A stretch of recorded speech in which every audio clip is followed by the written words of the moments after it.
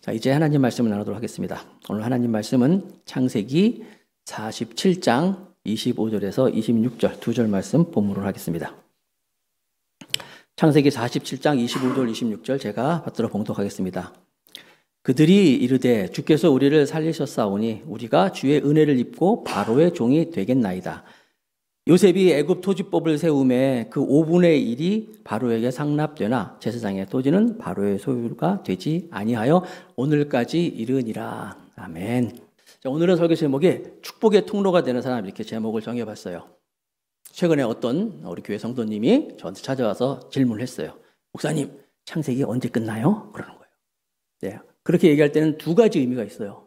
두 가지. 첫 번째, 목사님 너무 긴데 좀 줄을 끝날 때지 않았습니까? 하긴 1년이 넘게 했으니까 창세기만. 두 번째 의미는 너무너무 재밌어가지고 너무너무 좋아가지고 창세기 좀 길게 해주세요. 이런 두 가지 의미가 있거든요. 유명희 목사는 눈치가 빠른 사람입니다. 이분이 왜 이렇게 물어봤는지 하는 사람이에요. 그런데 여러분, 창세기 말씀 지금 계속 보고 있는데 오늘 본문 이것도 안 할 수가 없는 거예요. 너무 귀한 말씀이 오늘 창세기 오늘 본문의 말씀인데, 그건 뭐냐면 우리가 일주일의 삶이 있습니다. 일주일의 삶, 월, 화, 수, 목, 금, 토, 일주일의 삶이 있는데 주일 정말 중요하죠. 한 주가 시작되는 주일. 그래서 주일날 하나님께 예배하고 또 하나님께 봉사하고 또 여러 가지로 하나님께 나와서 하나님과 교제하는 귀한 주일, 정말 귀한 건데 주일 못지않게 중요한 것이 바로 월요일서부터 토요일까지의 이 삶이라는 거예요. 우리가 예배의 삶도 중요하지만 삶의 예배도 중요해요. 교회에서 재직들을 이렇게 뽑을 때, 또 교회 사람들이 이분의 믿음이라든지 신앙을 이렇게 볼 때 뭘 봐요? 주일날만 봐요. 주일날 어떻게 성수하는지, 주일날 어떻게 사역하는지, 주일날 어떻게 헌금 봉사 여러 가지 사역을 다 보는데, 그건 못지않게 봐야 할 게 뭐예요? 월요일서부터 토요일까지의 우리의 삶의 모습이에요. 오늘 본문에 보면 요셉 이야기에 하나님 얘기 안 나와요. 우리가 요셉을 이야기할 때, 요셉을 평가할 때 요셉은 예수 그리스도를 예표하는 모습으로 해서 이스라엘 백성들이 구원을 받고 그들을 통하여서 하나님의 거룩한 백성 이스라엘 공동체가 세워졌다는 이런 구속사적인 의미에서 요셉을 평가하는데, 생각하는데 그게 아니더라고요.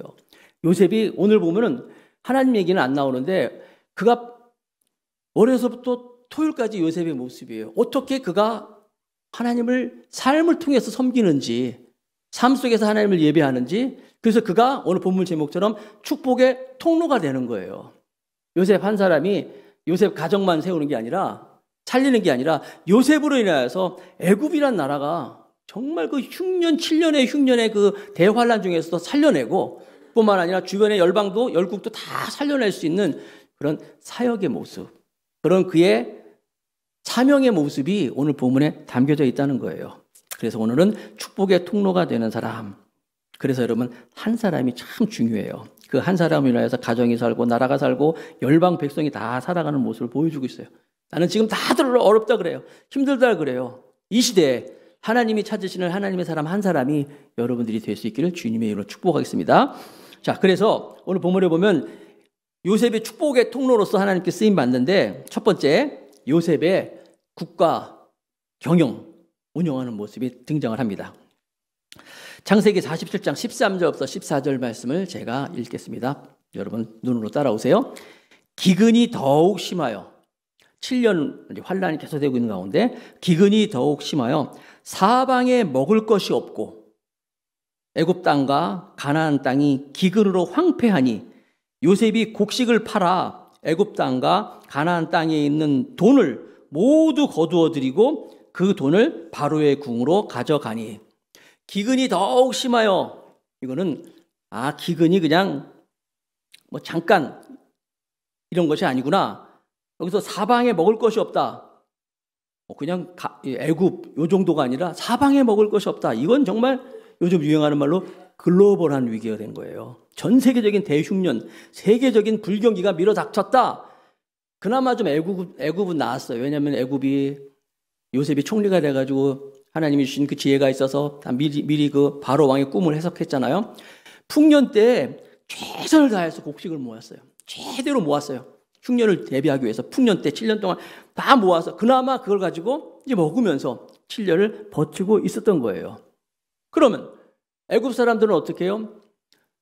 먹고 살기 위해서 애굽 사람도 공짜로 주지 않았어요. 여기도 보니까 뭐 요즘 유행하는 무상 복지 그냥 거저 다 주지 않고 보니까 애굽 사람들도 다 돈을 내고 곡식을 사게 만들었어요. 뿐만 아니라 가나안 주변에 있는 모든 나라도 다 와서 그 야곱의 아들들도 가서 돈 주고 사왔잖아요. 돈 주고 이제 곡식을 먹을 양식을 사는 거예요. 돈이 모두 거두어들였다. 그 당시에 이제 은이 이제 화폐라고 했는데 이렇게 주석에 나와 있던데, 그러니까 모든 돈들이 다 어디로 모이는 거예요? 애굽, 특히 왕궁으로 막 모여드는 거예요.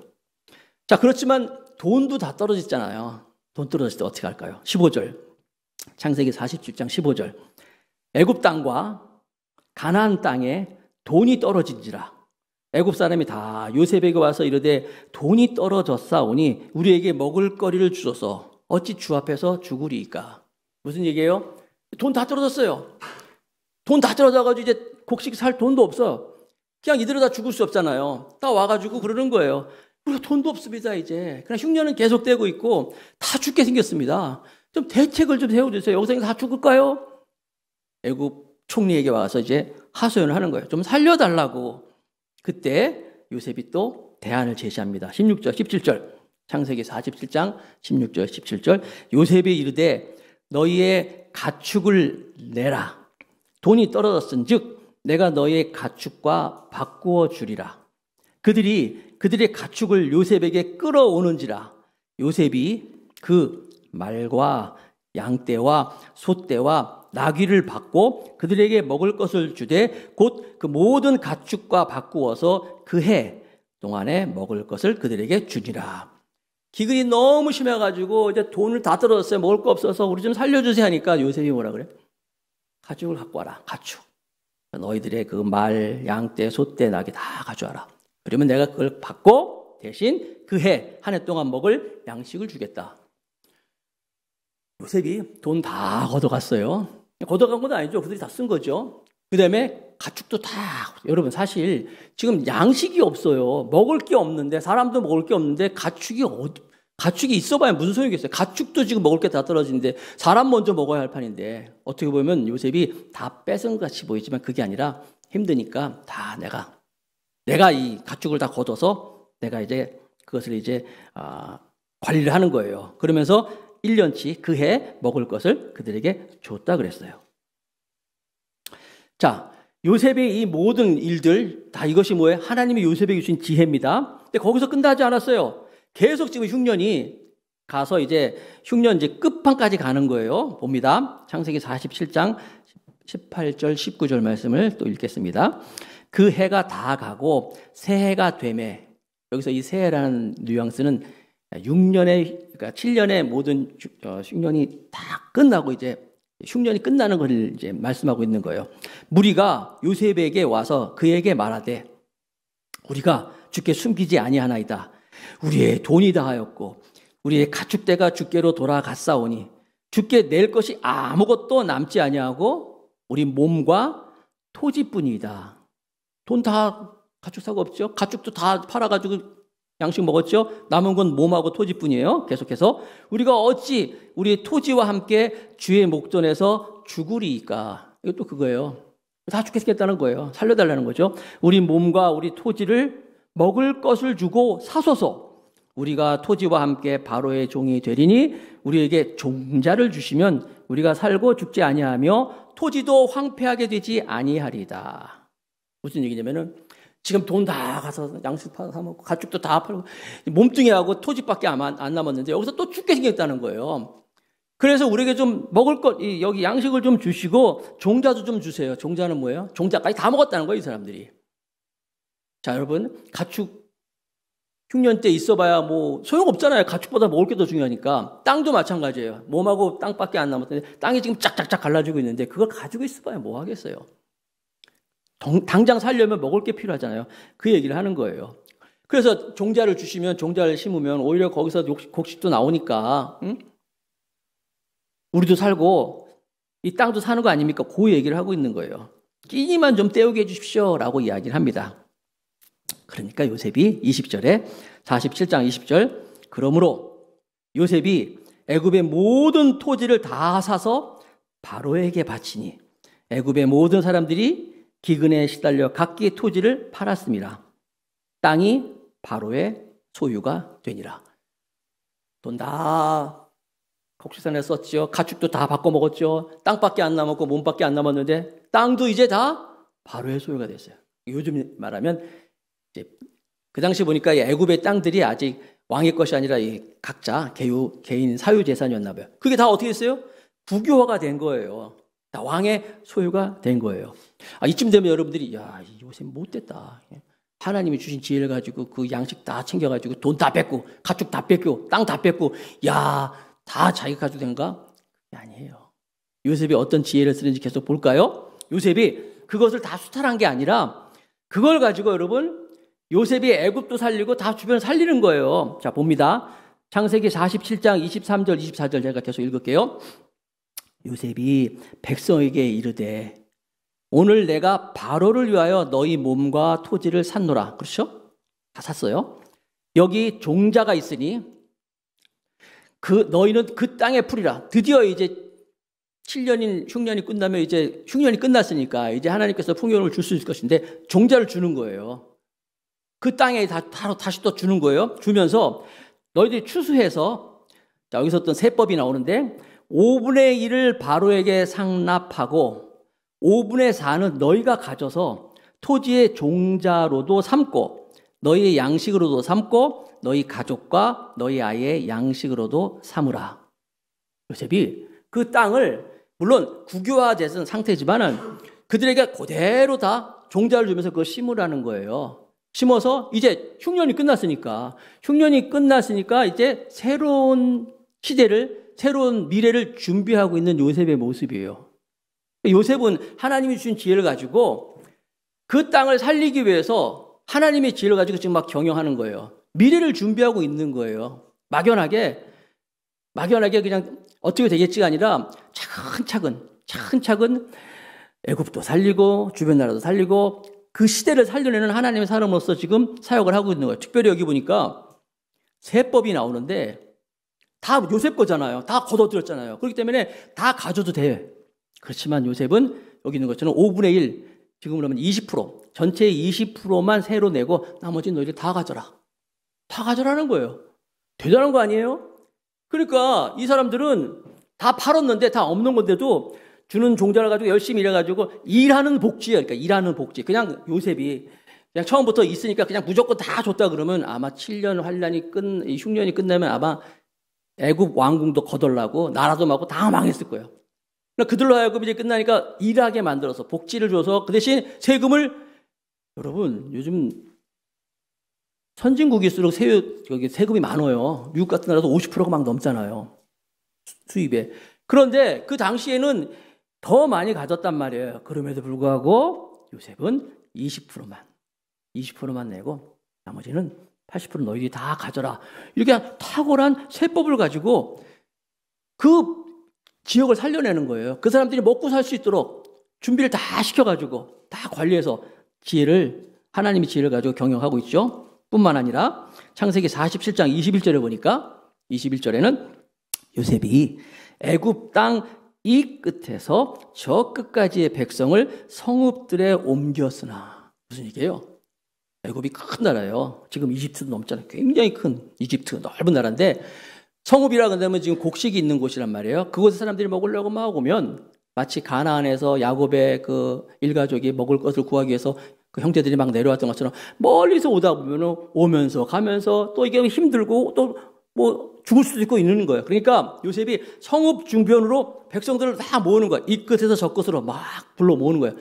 힘들이지 않고 성읍 주변에서 곡식이 있는 그 성읍 주변에서 그냥 먹여 살리는 거예요. 지금 대흉년이란 말이에요.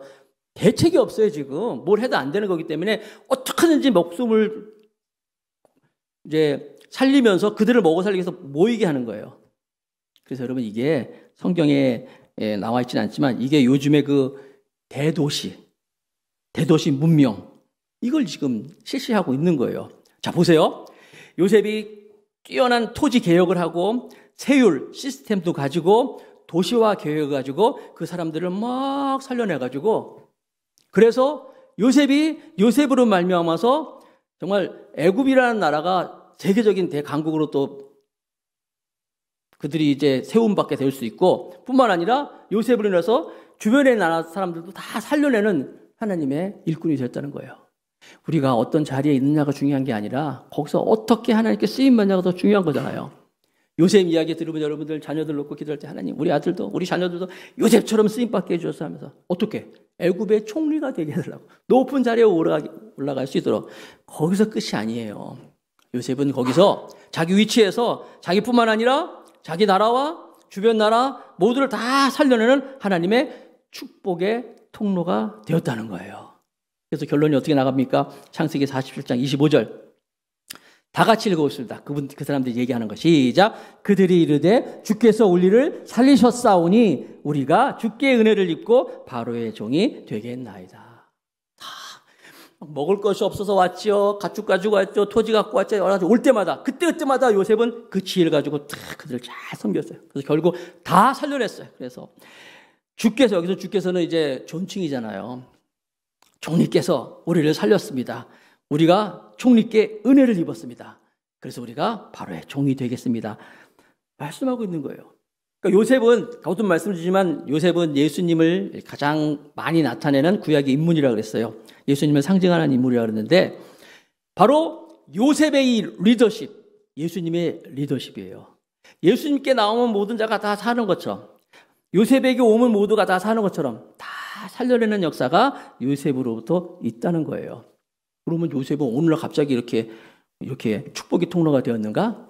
아니에요. 오늘 말씀을 가지고 우리가 적용을 두 가지를 보겠는데, 어떻게 하나님께서 요셉을 이렇게 인도하셨는지, 요셉이 어떻게 하나님의 쓰임 받았는지를 봅니다. 두 번째, 요셉은 사랑과 실력의 지도자였다는 거예요. 사랑과 실력의 지도자. 요셉은 애굽의 총리가 되어서 그 높은 자리에서 그 사람들을 막 다스리고 통치하고 거기서 끝나는 것이 아니라 정말 요셉은 애굽 사람들을 사랑하고 그들을 위하는 사람이었어요. 우리나라의 외교 분야에서 외교부 역사상 최장수 중국 대사를 지내신 분이 김하중이라는 장로님이신데 주중 대사예요. 7년을 넘게 했어요. 7년 좀 넘게. 우리나라가 여러분 대통령 임기가 5년이잖아요. 7년을 넘게 했다는 얘기는 뭐 굉장히 오랫동안 주중 대사를 한 거 아닙니까? 그런데 이분이 주중 대사를 할 때 중국과 우리가 무역이 막 잘 되고 있을 때, 막 굉장히 많이 부흥했을 때, 많은 4만, 이분이 있을 때만 해도 4만 개 이상 많은 기업들이 중국에서 이제 사업을 하고 있을 때요. 여러 가지 문제가 막 터지잖아요. 그때마다 이제 주중 대사기 때문에 해결하는데, 특별히 이분이 장로님이셔요. 크리스찬으로 유명하기 때문에 많은 사람이 찾아오는데, 특별히 한 크리스찬 기업 하시는 분 두 분이 이번에 이제 간증이 있습니다. 그분이 책이 하나님의 대사라는 책이거든요. 이제 거기 여러분 이분의 그 간증은 유튜브에도 많이 있어요. 이 두 분이 크리스찬 기업인이 이 김하중 장로님을 찾아왔대요. 저 보여주세요. 이제 됐어요? 절 보여주세요. 자, 그런데 찾아와가지고 어려움을 얘기하는 거예요. 대사님, 이런 어려움이 있습니다. 어떡하면서 하면서 그러더래요. 이 중국 놈들 믿을 수가 없다고. 여기선 도저히 사업을 해 먹을 수가 없다고. 나쁜 놈들이라고 막 얘기를 하더래요. 중국 사람이 좀 그런 게 있지만, 그런데 딱 말을 멈추고 그랬대요. 당신들이 여기서 사업을 하려고 한다면, 단순히 돈만 받아가지고 돈 많이 벌어서 가려고 한다면 난 당신들을 도와줄 수 없습니다. 당신들이 정말 여기서 사업을 하려면 중국 사람들을 사랑하십시오. 그리고 중국 사람들을 위해서 기도하십시오. 나는 주중 대사로 있지만 나는 그 당시 장점인 주석인데, 장점인 주석을 비롯해가지고 만나는 모든 관리들 사랑합니다. 그들을 위해서 기도합니다. 당신들도 그런 마음을 가지고 사업을 한다고 한다면 내가 도와줄게요. 약속하시겠어요? 그랬더니 이분들이 그런 거 알겠다고. 나도 이분들을 위해서 기도하고, 신앙인들이니까 다 기도하고 그분들을 사랑하겠습니다 라고 약속을 했대요. 정말 그러고 나서 그들의 일이 막 풀리더라는 거예요. 이 김하중 이 대사는 정말로 중국 사람들을 얼마나 사랑했냐면, 그 사람들을 위하여서 그 당시에, 그러니까 이 외교부의 이제 그 리스트가 있잖아요. 가고 싶은 이렇게 리스트가 있는데 보면 항상 제일 위에가 미국이잖아요. 미국 대사를 가는 거 아니면 영미권에 있고 아직 미국 그러니까 중국이랑 아직 수교가 되지 않았을 때인데도 이분은 중국에 대해서 중국말을 공부하고 그리고 중국 사람들을 막 연구하고 그리고 중국말 그러니까 중국어뿐만 아니라 중국 문화 굉장히 공부를 많이 했대요. 그걸 다 준비했대. 물론 아직 실력 얘기가 나오겠지만 그리고 특별히 그 사람들을 사랑한 거예요. 그래서 이 김아중 이 대사처럼 요셉도 이 애굽 사람들을 사랑했어요. 애굽이라는 것이 어떤 것입니까? 요셉에게 있어 고통의 땅이거든요. 노예로 팔려와가지고 그들을 처음에 갑질을 한다든지 채찍으로 때리는 다 애굽 사람이란 말이에요. 그런데 요셉은 어딜 봐도 애굽 사람들을 미워하거나 일을 갈든지 이런 거 없었어요. 그들을 사랑하고 또 제가 지금까지 살펴본 이 정책들을 보면요. 사랑하지 않고는 나올 수 없는 정책들이라는 거예요. 어떻게 하든지 그 사람들을 살리기 위해서 어떻게 하든지 이 사람들을 위하여서 그런 정책들을 하나하나 쓴 사람이 바로 애굽이었다는 거예요. 사랑하는 성도 여러분, 우리가 이 세상에서 내가 머물고 있는 그 땅에서 내가 소속되어 있는 그곳에서 영향력을 행사하려면 사랑해야 돼요. 사랑하지 않고는 하나님께서 우리를 축복의 통로로 세워줄 것도 아니고 거기서 아무런 영향도 나타날 수 없을 거예요. 그래서 여러분들이 소속되어 있는 기업, 여러분들이 소속되어 있는 그 회사의 직원, 뭐 상사라든지 동료라든지 직장, 일이라든지 사랑할 수 있는 여러분 되시길 주님으로 축복하겠습니다. 그리고 뿐만 아니라 실력이 있는 사람이었어요. 그렇죠? 아까 말씀드린 것처럼 정말 중국말을 열심히 공부하고 또 그들을 위하고 중국에서 이 사업을 하려면 관시라는 게 있대요. 관시가 뭐냐면 특별한 중국 사람들과의 어떤 관계를 하는 거예요. 그러려면 여러분 위하여 이걸 잘해야 돼요. 자주 만나고 그래야 되는데 이 김아중이라는 분은요 워낙 중국말도 잘하고 이분이 또 서울대학교 다닐 때 그 밴드 되더라고요. 기타도 잘 치고 노래도 잘 불렀대요. 하여튼 모든 면에서 문화, 언어, 또 사람들 연구 너무너무 탁월하기 때문에 중국 사람들을 대하는데 이 관시가 필요 없을 정도로 너무나 탁월해가지고 하나님도 그렇게 쓰임받았다는 거예요. 나는 여러분이 하시는 그 일에서 이렇게 쓰임받았으면 좋겠어요. 단순히 사랑하는 것뿐만 아니라 실력을 길러야 돼요. 적어도 내가 하는 일에 대해서는요 다른 사람들이 그것에 대해서 불안해하면 안 돼요. 무슨 말인지 알겠죠? 내가 하는 일에 대해서는 최선을 다해서 준비를 잘 하셔야 돼요. 학벌은 좋은데 실력이 없어가지고 그냥 헤매는 사람들이 얼마나 많이 있어요. 공동체에 소속 못해가지고 그래가지고 어떤 자리에 올라갔지만 그 자리에서 실력이 없으니까 그냥 맨날 회의만 하고 사람 못 살게 하고 데미지를 입히고 그러잖아요. 여러분들이 하나님께 쓰임받기 위해서는 잘 준비해야 돼요. 하나님이 나에게 주신 이 일에 대한 어떤 달란트, 하나님이 내게 주신 그 포텐셜이라고 하잖아요. 가능성 빨리 개발해야 되고 많이 개발해야 되고 해서 그것을 하나님께 반응할 수 있어야 돼요. 요셉이 그랬다는 거예요. 사랑하고 실력으로 섬겼어요. 그랬더니 하나님께서 영향력을 준 거예요. 어떻게 이렇게 요셉이 그럴 수 있는가? 자 보세요 여러분. 요셉이 하나님께서 어떤 커리큘럼으로 요셉을 인도했는가? 보디발의 집에 그 모든 집안일을 다 관리하는 사람으로 삼았잖아요. 거기서 뭘 했어요? 그 보디발의 지휘대장 보디발의 집이니까 굉장히 큰 집안이란 말이에요. 그 집안의 살림을 다 맡았기 때문에 그냥 정말 하루 이틀 충성해서는 안 되는 거예요. 최선을 다해서. 그래서 막 하나님의 복이 넘쳐가지고 집안이 잘 됐잖아요. 잘 됐더니 뭐 그 시기 질투 있어가지고 어려움이 있어가지고 감옥까지 들어가게 됩니다. 그렇죠? 모함을 뒤집어 써가지고 감옥에 들어가서는 뭐예요? 거기 있는 사람들을 전부 다 관리하는 사람이 됐어요. 왕의 시위대장의 감옥이기 때문에 애굽에 정말 VIP들이 감옥에 들어왔단 말이에요. 그럼 그 사람들을 다 섬기면서 요셉이 뭘 했어요? 그 사람부터 가정교육을 다 받는 거, 개인 교습을 받는 거예요. 시대가 어떻게 돌아가는지, 애굽이 어떤 조직이 되는지 다 듣고 섬기면서 또 인적 관리하는 걸 다 배웠어요. 이렇게 하나님께서 그의 어려움을 통해서 하나님이 그를 세웠을 때 그 실력을 가지고 요셉은 총리가 되어서도 계속 밀려오는 어려움을 정말 탁월하게 잘 해결하잖아요. 나는 여러분들이 하나님께 이렇게 실력과 사랑으로 충만하여서 귀하게 이 시대의 어려움에 쓰임받는 여러분 될 수 있기를 주님의 이름으로 축복하겠습니다. 세 번째, 요셉은 반면에 충성과 정직한 지도자였어요. 본문을 계속 읽으면서 나왔죠. 사람들이 돈을 가져왔어요. 다 어떻게 했어요? 바로의 왕궁에 다 드렸어요.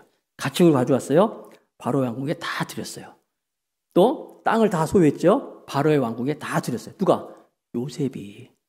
요셉처럼 왕의 총애를 받고 사람들에게 신뢰를 받고 이렇게 많은 사람들의 사랑받고 인정받는 사람이라면 들어오는 거 적당히 자기 걸로 챙겨도 아무도 말할 사람이 없는 거예요. 그럼에도 불구하고 요셉은 모두 다 정직하게 왕의 궁정에, 왕에게 다 드렸어요. 그러니까 요셉에게 있어서 영적인 그 주인은 하나님이셨지만 이 땅에서 자기의 삶의 주인은 바로 왕으로서 열심히 섬겼던 사람이에요. 충성했던 사람이에요. 정직했던 사람이에요. 정직이 어떤 거예요? 최고의 리더십이에요. 우리가 믿을 수 있는 사람 정직한 사람이잖아요. 또 충성된 사람이잖아요. 요셉이 그런 사람이었다는 거예요. 자기에게 오는 모든 어려움이 있을 때마다 아이 나 몰라 골치 아파 이렇게 해결하지 않고 요즘 그런 사람들이 얼마나 많이 있어요. 지도자라고 세워놨는데 문제가 생기는데 난 모른다는 거예요. 내 책임 아니라는 거예요. 아니에요. 요셉은 정면으로 그 문제를 가지고 자기가 해결하기 위해서 해결하면 나가잖아요. 그래서 요셉을 통하여서 하나님께서 그를 귀하게 쓰시는 거예요. 하나님께 쓰임받는 축복의 통로는 어떤 사람입니까? 충성된 사람, 정직한 사람, 그리고 사랑하는 사람, 실력 있는 사람이라는 거예요. 그래서 오늘 말씀을 통하여서 우리가 하나님 말씀으로 주님 나도 교회에서 열심히 신앙생활을 믿음 생활하는 것도 중요하지만 정말 중요하지만 월요일부터 토요일까지 내가 직장에서 이렇게 충성하게 해주세요. 개혁주의, 우리가 개신교잖아요. 카톨릭은 구교라 그러고 우리 신교라 그러는데 신교를 이제 개신교 그러는데 이거는 개혁주의예요. 개혁주의의 가장 중요한 중심 사상 중에 하나가 뭐냐면 한번 따라합시다. 만인제사장설. 시작. 만일제사장설. 모든 사람이 다 제사장이라는 주장이에요. 카톨릭에서는요 사제 중심이에요. 그래서 심지어 사제가 없으면 성당도 없어, 교회도 없어. 거기에 교회로는 그렇습니다. 모든 성당에 다 사제가 있어야 돼요. 사제가 없으면 교회도 없어요. 그러나 개신교는 그게 아니에요. 만인 제사장설이에요. 우리 모두가 다 제사장 같은 사람들이라는 거예요. 이 얘기는 뭐냐면 여러분들이 여기서 설교하고 여기서 뭐 하라는 얘기가 아니라 여러분들의 삶에 여러분의 사역에 다 제사장 같은 사역을 하라는 거예요. 집에서 가정을 청소를 하고 설거지를 하고 그것도 목사님이 마치 교회에서 사역하고 말씀 준비하고 하는 것처럼 그렇게 하라는 거예요.